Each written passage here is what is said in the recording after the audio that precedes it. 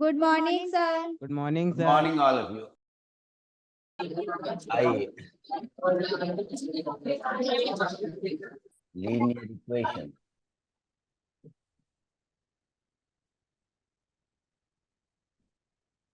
निर्देशांक ज्यामिति पर पूरा विश्लेषण हम कर चुके हैं, ठीक है। यस और सर। फिर आगे बढ़ रहे हैं दूसरे पार्ट की ओर, दोनों को एक ही साथ मिला लेंगे। लीनियर इक्वेशंस इन टू वेरिएबल्स। मानते हैं कि 100 रुपए के, ठीक है, कुछ पेन लिए गए और कुछ पेन लिए गए वो एक्स है, और एक पेन 10 रुपए का है, ठीक है। 10 रुपए के कुछ पेन, 100 रुपए खर्च हो गए, है ना। तो देखें, यस सर। 10 रुपए का एक पेन है और कुछ पेन है, एक्स पता नहीं, और सब रुपीज है और एक्सपेंस, ठीक है। एक इक्वेशन बन रही है आसानी से, 10 रुपए का एक पेन और कुछ पेन 100 रुपए के मिले, तो कितने पेन हैं? हाँ, ठीक है। तो कहा ये गया कुछ पेन है, एक पेन 10 रुपए का है, सभी पेन मिलकर 100 रुपए के मिले हैं। एक वेरिएबल की इक्वेशन है, इन वन वेरिएबल ना, एक ही वेरिएबल आया और वो वेरिएबल में हमें ज्ञात करना है क्या, पेन्स की संख्या क्या है, लेट दैट बी एक्स। वो एक वेरिएबल आ रहा है, इक्वेशन बन गई, साफ दिखती है कि 10x minus 100 is equal to 0। एक वेरिएबल की इक्वेशन बनी, एक चर राशि है, ठीक है। एक पेन का मूल्य 10 रुपए है और 100 रुपए के पेन लिए गए हैं, तो कितने पेन हैं? एक पेन का मूल्य 10 रुपए, 100 रुपए के पेन लिए गए, ठीक है, तो कितने पेन हैं? तो let the number of pens be X. तो इक्वेशन यही है, इससे यहां पहुंचे। ये एक वेरिएबल की है, वो ये उत्तर दे रहा है क्या, x बराबर 100/10, 10 पेन लिए गए, ठीक है। एक वेरिएबल की इक्वेशन, ठीक। अब दूसरा वेरिएबल भी आ सकता है, ठीक है। ये पेन्स कंसिडर किए गए, ठीक है। अब ऐसे कर सकते हैं क्या, 5 या 500 रुपए का, 500 रुपए के कुछ बैट हैं, ठीक है।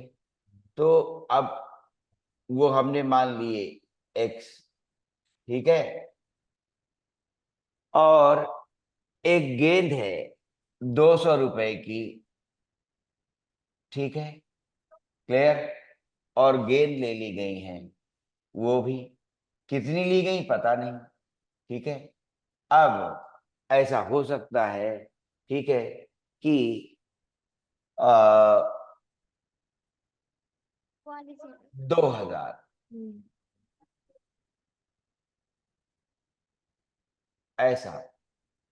तो एक इक्वेशन अब ये दो वेरिएबल में दिखाई दे रही है और हमने व्यक्त क्या किया है इसमें, देखिए, टू वेरिएबल्स, दो चर, है ना, दो चर ले रहे हैं, और वो क्या है, ये देखिए, 500 रुपए का एक बैट है, यस कुछ सर। बैट लिए गए हैं, और 200 रुपए की एक गेंद है, कुछ गेंदें ली गई हैं, ठीक है, क्लियर।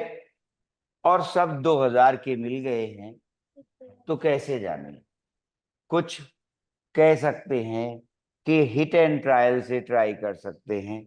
जैसे कि माना कि एक्स, अगर 2 बैट लिए गए तो 1000 रुपए हो गए, और माना कि 5 गेंद ली गई तो 1000 रुपए हो गए, ठीक है, क्लियर।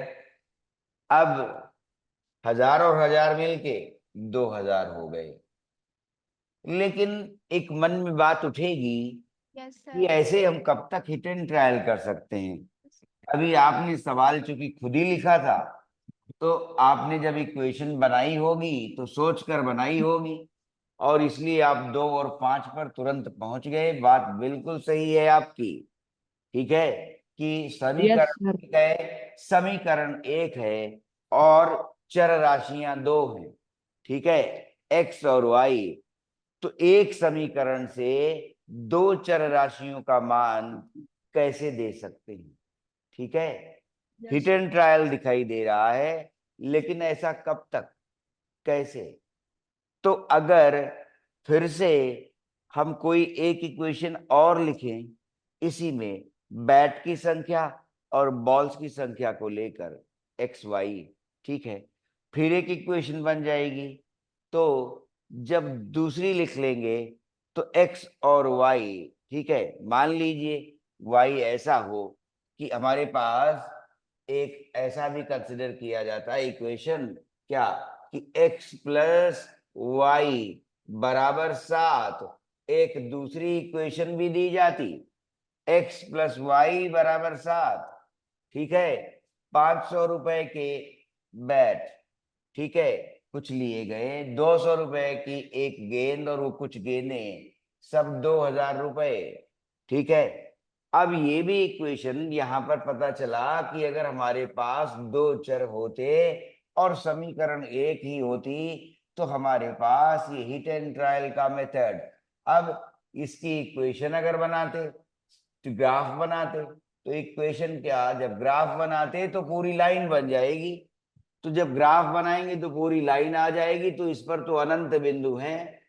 लेकिन हमें जो बिंदु इसका उत्तर दे रहा है वो तो केवल एक है मात्र, 2,5। एक्स बराबर 2 और वाई बराबर 5, केवल यही हम लोग एक पॉइंट पा रहे हैं जो आंसर बनेगा, पॉइंट पी। कि 2,5, एक्स का वैल्यू 2 और वाई का वैल्यू 5 हो तो ये बात सत्य साबित होगी। लेकिन इस पर तो अनंत बिंदु आ रहे हैं, इस लाइन का जब ग्राफ बनेगा अनंत बिंदु आ रहे हैं। तो ऐसे अनंत बिंदुओं में से हम एक बिंदु, अनंत बिंदुओं में से एक बिंदु कैसे ढूंढ पाएंगे। इसलिए एक दूसरी समीकरण यदि मिल जाए तो बात बन जाए। क्यों, यहाँ पर आसानी से निकल आता है, एक इक्वेशन और एक वेरिएबल तुरंत निकला। 10x is equal to 100, x is equal to 10, तुरंत निकलता है।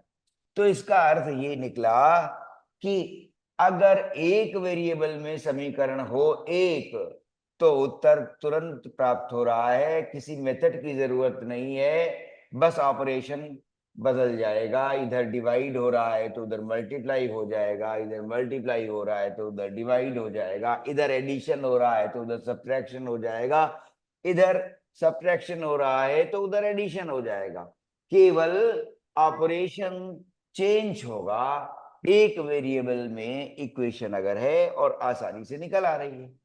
तो ध्यान इधर गया होगा विद्वानों का कि अगर ये दो वेरिएबल हैं तो वास्तव में एक लाइन बनेगी, इस इक्वेशन के लिए ग्राफ बनेगा, और फिर उस पर हम देखेंगे कि किसी भी रेखा पर अनंत बिंदु होते हैं, और उन अनंत बिंदुओं में से एक बिंदु इसको संतुष्ट कर रहा है, उन अनंत बिंदुओं में से एक बिंदु इसको सेटिस्फाई कर रहा है। ठीक है, एक बिंदु इसको सेटिस्फाई कर रहा है। अब हम वो कैसे ढूंढ पाएंगे, और इससे पता चलता है कि यदि दूसरी इक्वेशन होती ऐसे यहां पर और इसी बिंदु पर वो इंटरसेक्ट कर जाती इस बिंदु पर, तो हमें पता चल जाता कि दोनों को सेटिस्फाई करने वाला ये बिंदु पी है, यही उत्तर बन जाएगा।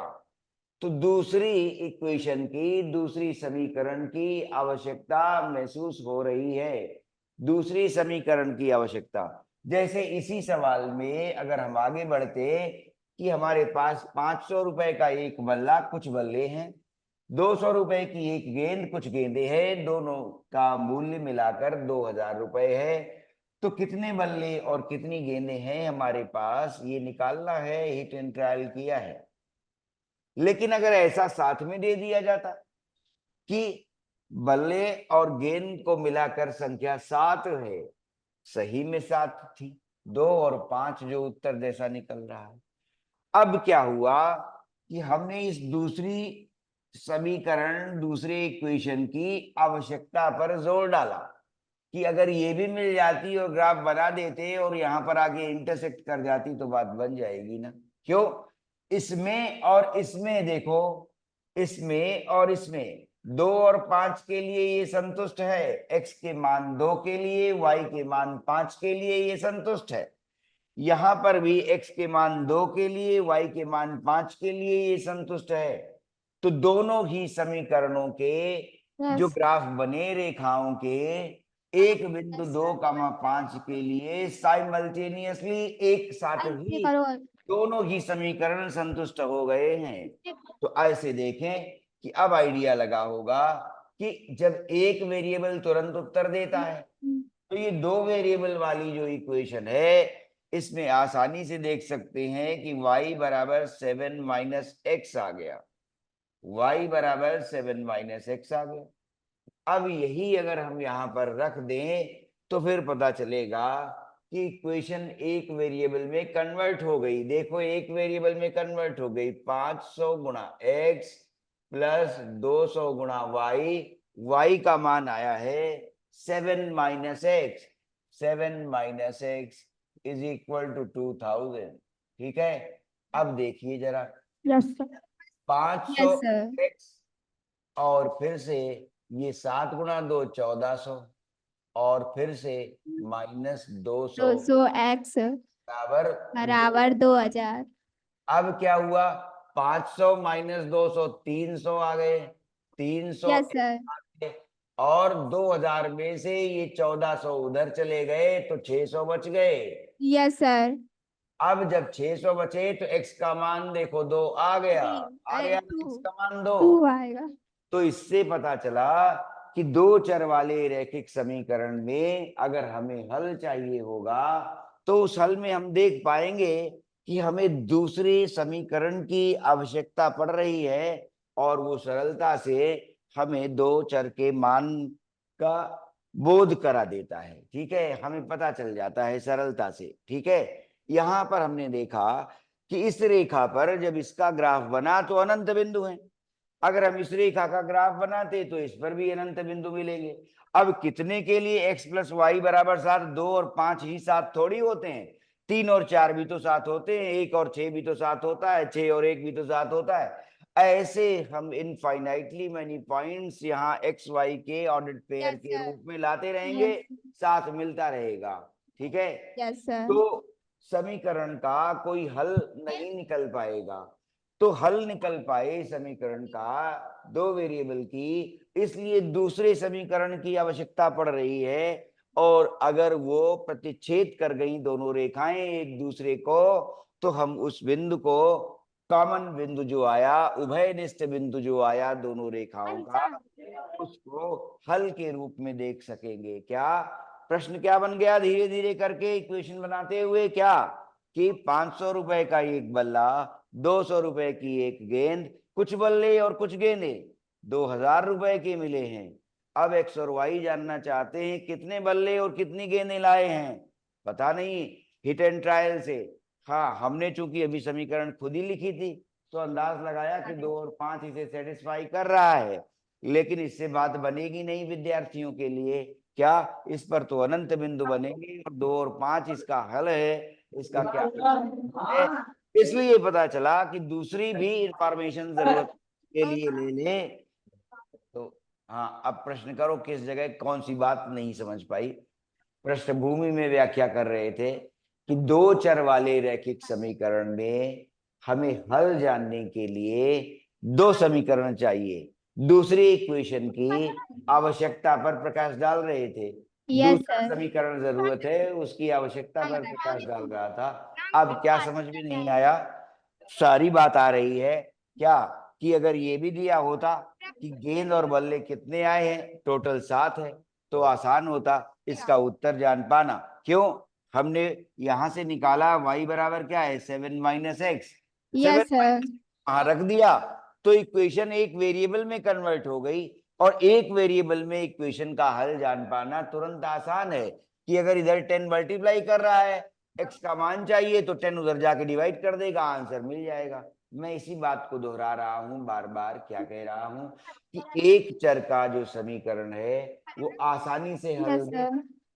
तो जब दो चर वाले समीकरण आते हैं उन समीकरणों में हमें दूसरे समीकरण की भी आवश्यकता पड़ जाती है। जा रहे हैं, इतनी चर्चा से 10वें की ओर पहुंच गए हैं।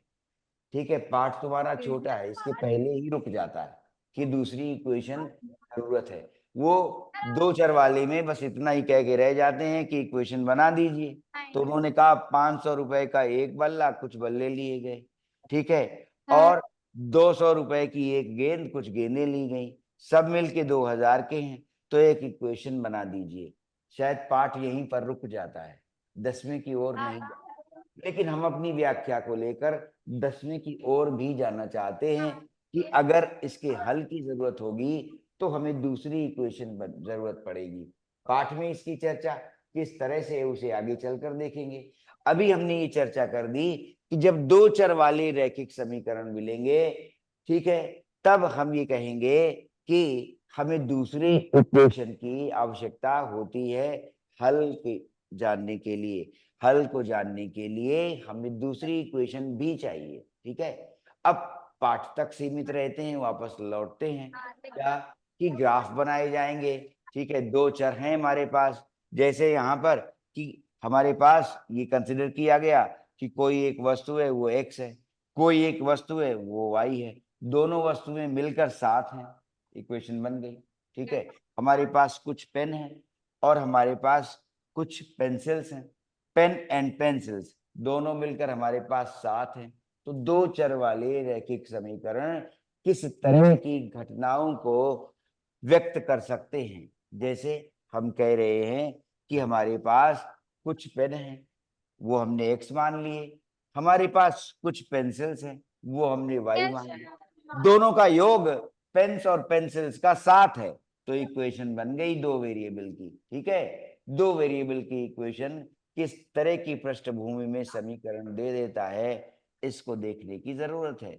अब पाठ कहाँ जाता है, इनका हल मांगा जाएगा कि नहीं मांगा जाएगा, कि केवल ग्राफ पर छोड़ दिया जाएगा और कुछ रेखाओं के लिए ग्राफ और कुछ समीकरणों के लिए ग्राफ देखा जाएगा। ठीक है, यही बात आ रही है। ठीक है, रेखाओं के लिए या समीकरण के लिए ग्राफ देख रहे हैं। ठीक है, अब कई बार ऐसा है कि हम ये भी देखेंगे कि कुछ स्टैंडर्ड रेखाएं हमारे पास होंगी, जैसे एक्स एक्सिस वाई एक्सिस, तो हम इसे कैसे देखें? ठीक है, और यस सर। अगर एक वेरिएबल में ही इक्वेशन लिखी है तो क्या दूसरा वेरिएबल वहां सोच सकते हैं? ये सब बातें। और पाठ यहीं पर 10 मिनट बाद खत्म हो जाता है, आगे 10वें की ओर नहीं गए हैं। पाठ में तुम्हारे 10वें की ओर नहीं गए, हल नहीं मांगे गए बहुत।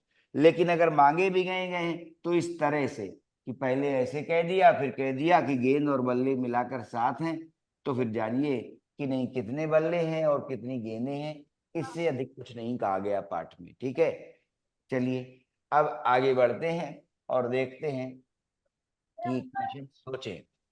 आइए, हमने एक इक्वेशन ली, कह रहे हैं क्या, x plus Y is equal to 12। ठीक है, क्लियर है ना? इस तरह से, ऐसे।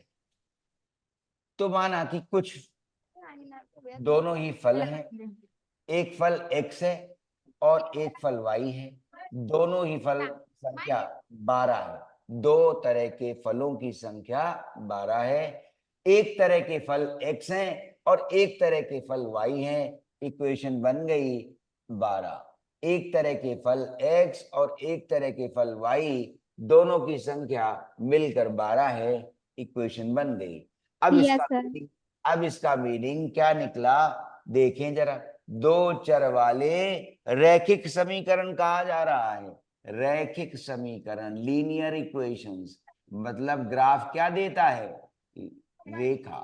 ठीक है, रैखिक समीकरण की बात हो रही है। दो चर वाले रैखिक समीकरण। ठीक है, ये बात आई।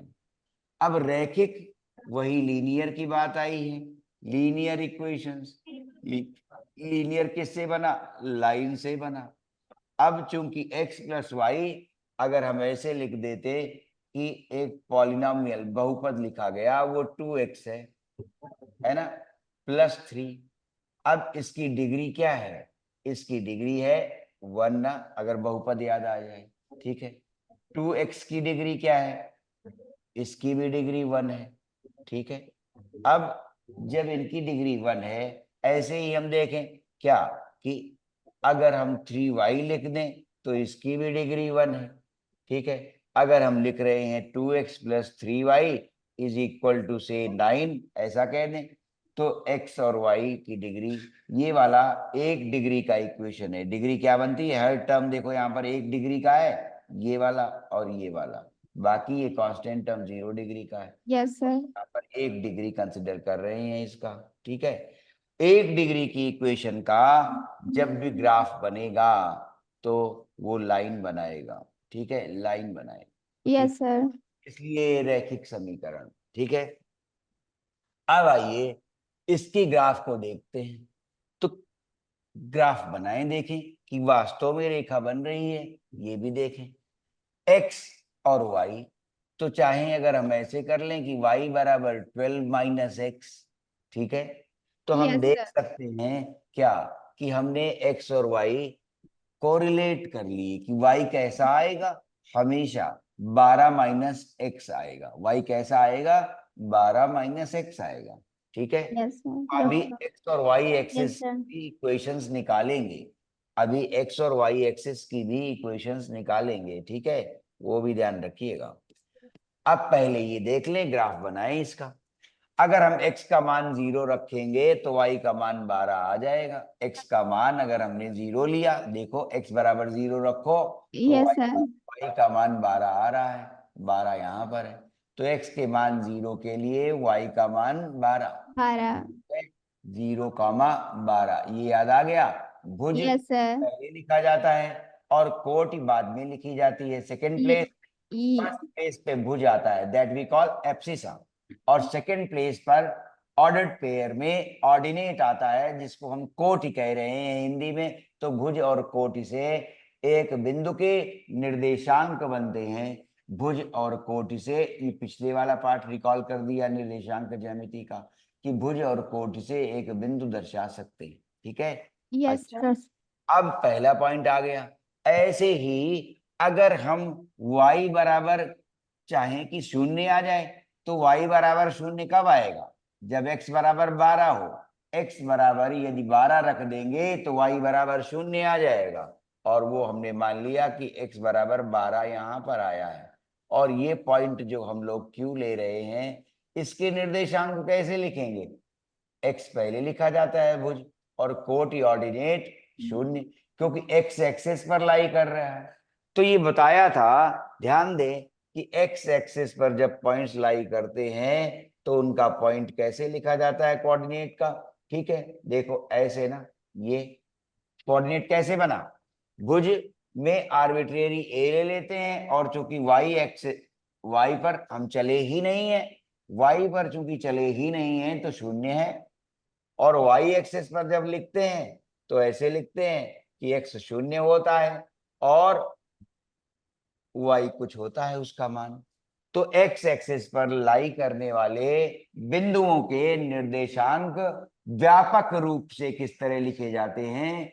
x एक्सिस पर कोटि का मान 0 रहता है, और x जहां पर आ चुके होते हैं वो लिख दिया जाता है भुज के रूप में। और y एक्सिस पर निर्देशांक कैसे लिखे जा रहे हैं? वहां पर व्यापक मान हमें मिलेगा कि x हमेशा 0 रहता है, और y का जो मान होगा वो लिख दिया जाएगा। अब ऐसे हमने देखा कि x बराबर 0 रखने पर y बराबर 12, और x बराबर 12 रखने पर y 0 है। तो पता चला कि अब आसानी से इन दोनों बिंदुओं P और Q को यदि जोड़ देंगे ऐसे, तो लाइन बन जाएगी। ठीक है, ये यस लाइन सर। आई जो यस रिप्रेजेंट कर रही है x प्लस y बराबर जी 12। 12। तो इसके लिए हमने देखा कि हमें केवल दो बिंदु जरूरत पड़े x प्लस वाई का ग्राफ बनाने के लिए। दो बिंदु जरूरत पड़े, दो बिंदु। अब कई बार ग्राफ बनाते वक्त 9th-10th में ये बात आ जाती है कि आपने दो ही बिंदु लिए हैं, आपके मार्क्स कट रहे हैं। लेकिन वो थोड़ा असत्य है। मार्क्स जरूर काट सकते हैं, कह दें ठीक है तुमने, उसने देखो 8 पॉइंट दिखाए हैं, तुमने दो ही पॉइंट दिखाए। लेकिन दो बिंदु अपनी तरह से पूरी तरह से सत्य हैं। क्यों? हम दो बिंदुओं से ये जान जाते हैं कि वो जो रेखा है वाई एक्सिस को और एक्स एक्सिस को कहाँ प्रतिच्छेद करेगी। तो जब दो बिंदुओं से हमें पता चल जाएगा कि एक्स एक्सिस और वाई एक्सिस को लाइन यहाँ कट करेगी, तो दो बिंदु हमेशा समरेखी होते हैं।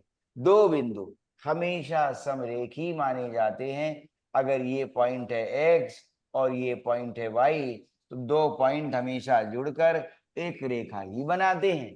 तो दो बिंदु हमें मिल गए कि एक्स एक्सिस को कहाँ कट करेगी लाइन, वाई एक्सिस को लाइन कहाँ कट करेगी। दो बिंदु हमेशा समरेखी होते हैं। तो एक तेज बच्चा अध्यापक से यही बोल दिया था। क्या बोला उसने?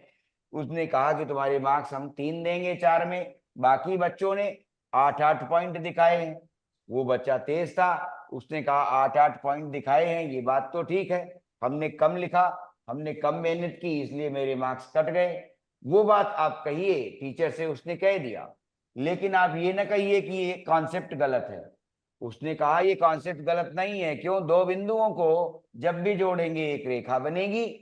और हमने ये ज्ञात कर लिया कि एक्स एक्सिस और वाई एक्सिस को रेखा कहाँ कट कर रही है। हमने दोनों को जोड़ दिया, रेखा बन गई, X plus Y is equal to 12। और आप ग्राफ देखिए, जिन्होंने 8 पॉइंट प्लॉट किए हैं उनकी भी रेखा तो यूं ही दिख रही है और यही है। ठीक है, क्लियर? और यस सर। कई बार 8 पॉइंट लेने के बाद भी गड़बड़ कर देते हैं, असली दिशा नहीं मिल पाती। तो ये भी टीचर ने देखा कि कई विद्यार्थी ऐसे भी हैं कि उन्होंने 8 पॉइंट लिए लेकिन बड़े रैंडम है। तो पता चला वो दिशा खोज नहीं पा रहे हैं, लाइन किधर जा रही है। ऐसा भी हो जाता है। तब फिर ये कॉन्सेप्ट करेक्ट है कि यदि दो बिंदुओं को लेकर हम रेखा बना देते हैं तो गलत नहीं है। क्यों? दो बिंदु तो हमेशा समरेखी होंगे ना। दो बिंदु को जोड़ देंगे तो लाइन बनेगी। ठीक है, यस सर। अंदाज यस लगाइए। सर। दो बिंदु जोड़ेंगे वो सम रेखा एक रेखा में हमेशा मिल जाएंगे। तो फिर दो बिंदुओं से एक रेखा बन जाया करेगी आसानी से कि एक्स एक्सिस का इंटरसेक्शन देख लेंगे और वाई एक्सिस का इंटरसेक्शन देख लेंगे।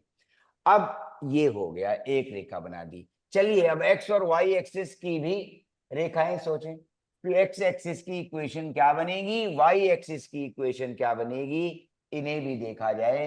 एक्स एक्सिस की और वाई एक्सिस के समीकरण कैसे बनाए, ये देखना है। एक्स एक्सिस और वाई एक्सिस, एक्स एक्सिस का इक्वेशन चाहिए, ठीक है, वाई एक्सिस का भी इक्वेशन चाहिए, ठीक है, वाई एक्सिस, इसकी समीकरण क्या बनेगी ये देखना है। एक्स एक्सिस पर हम आसानी से कह सकते हैं कि ये पॉइंट अगर हमने पी लिया, ये पॉइंट हमने क्यू लिया है, ये पॉइंट हमने आर लिया है, तो पी क्यू आर के कोऑर्डिनेट्स कैसे लें। मान लो ये 1 है, ये 2 है और ये 3 है। अब निर्देशांक ज्यामिति के अनुसार हम पी को कैसे लिखेंगे, हम 1 पर हैं, कोटि 0 है। क्यू को कैसे लिखेंगे, हम 2 पर हैं भुज के रूप में, ठीक है, और कोटि 0 है। फिर आर हम कैसे लिख रहे हैं, हम देख रहे हैं कि भुज 3 है और कोटि 0 है। व्यापक रूप से हमने पाया कि एक्स एक्सिस पर पॉइंट्स ऐसे ही लिखे गए a,0, ठीक है। तो हम पाए अब अगर इस a को हम लोग लिख लें यहाँ पर क्या कि आर्बिट्रेरी 1 2 3 नहीं, तो a अभी हमने चूंकि कांस्टेंट ले लिया है, अगर उसे चर राशि में बदल दें कि ये a कुछ भी हो, x हो, ये a कुछ भी हो, एक्स एक्सिस पर कोटि तो 0 ही रहेगी। ठीक यस है, सर। आपने 1 लिया ना 2 लिया, निश्चित मान नहीं लिया, किसका, भुज का। भुज का निश्चित मान न लेकर, क्योंकि एक्स एक्सिस पूरी एक्स एक्सिस को रिप्रेजेंट करना चाहते हैं, इसलिए हमने भुज को कोई भी चर राशि लेकर उसे व्यक्त कर दिया, क्योंकि चल रहे हैं ये ऐसे कोई भी पॉइंट, बहुत सारे अनंत बिंदु, उन अनंत बिंदुओं को भुज के रूप में x दे दिया, ठीक है। Yes sir. और x एक्सिस पर कोटि तो शून्य बना हुआ है। तो जरा इक्वेशन हम देखें कि x कितने हैं, एक x है ना, 1 इंटू एक्स, और y कितने हैं, 0 इंटू वाई, और ये क्या बन गया, ये इक्वेशन बन गई x इक्वल टू कितना। अब ये ध्यान दे, इक्वेशन बनानी थी तो पता चला ये आ रहा है इधर, ठीक है। देखो अब क्या बना, x और ये कितना, ठीक है, ये x कंसिडर कर रहे हैं, y 0 ले रहे हैं, तो पता चला x प्लस 0y, ये कह रहे हैं 0 है, तो x इज इक्वल टू 0 जो दिखाई दे रहा है, x इज इक्वल टू 0 जो बना, वो किसके लिए बना, अगर x हम कंसिडर कर रहे हैं तो x इक्वल टू 0 अगर इक्वेशन बनी तो क्या वो x एक्सिस की इक्वेशन मान सकते हैं, नहीं मान सकते, ठीक है। x इज इक्वल टू 0 अगर देखा जाए तो अभी x 0 ले रहा है, ठीक है, और y पर ये 0 ही है। तो हम देखें, ध्यान दें इस पर कि ये बात अभी बनी नहीं है x एक्सिस और y एक्सिस के लिए। देखो ऐसे ही y एक्सिस की व्यापकता अगर हम देखें कि व्यापक स्वरूप में इक्वेशन लाएं, तो y एक्सिस पर हम पॉइंट्स कैसे लिख रहे हैं, 0 कामा b, तो और इसी b को अब हमने व्यापक बना दिया 0 कामा y, ये आ रहा है।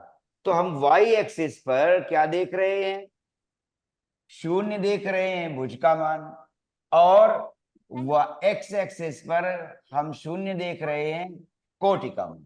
तो x एक्सिस की आसान इक्वेशन बनी क्या, y इज इक्वल टू 0 रहेगा, ये आया y इज इक्वल टू 0, और y एक्सिस पर जब आ रहे हैं तो इक्वेशन साफ बन रही है, x इज इक्वल टू 0, ये वेरी करता रहे कुछ भी, ठीक है, ये वेरी करता जाएगा y का मान, x तो निश्चित हो चुका है कि शून्य ही रहेगा ना y एक्सिस पर, ऐसे ऐसे x एक्सिस पर ऐसे ऐसे, तो कितना हो गया, yes sir. x is equal to 0।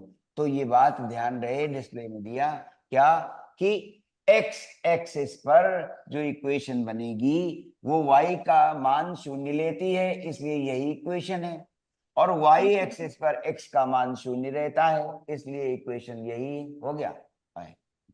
अब इसको दो वेरिएबल में लिखना चाहते हैं तो y क्या है, 1 into Y is equal to 0, तो पता चला इसमें x है ही नहीं ना, तो ये 0x आया, दो वेरिएबल में हो गई। और इसमें देखें x है तो 1x है, और y है ही नहीं तो 0 इंटू वाई, इस तरह से 0, यस। ठीक है, ऐसी सही है, ठीक है, क्लियर है ना। देखो दो वेरिएबल में कैसे दिखी और एक वेरिएबल में ऐसे दिखी, वही इक्वेशन है दो वेरिएबल में, वही इक्वेशन है दो वेरिएबल में। यहाँ एक वेरिएबल में y एक्सिस की equation x is equal to 0, x axis की equation y is equal to 0। कक्षा का समय समाप्त। कल फिर जब आगे आएंगे अगली कक्षा में तो इसी पाठ को आगे बढ़ाएंगे। कुछ आप हल्का सा 1-2 मिनट किताब खोलकर देखिएगा जरूर कि इसमें क्या दिया हुआ है, और 10वीं की किताब अगर साथियों की मिल जाए तो वो भी देखिएगा कि उसमें इस पाठ में क्या दे रहे हैं, ठीक है। शुभकामनाएं, चलते हैं।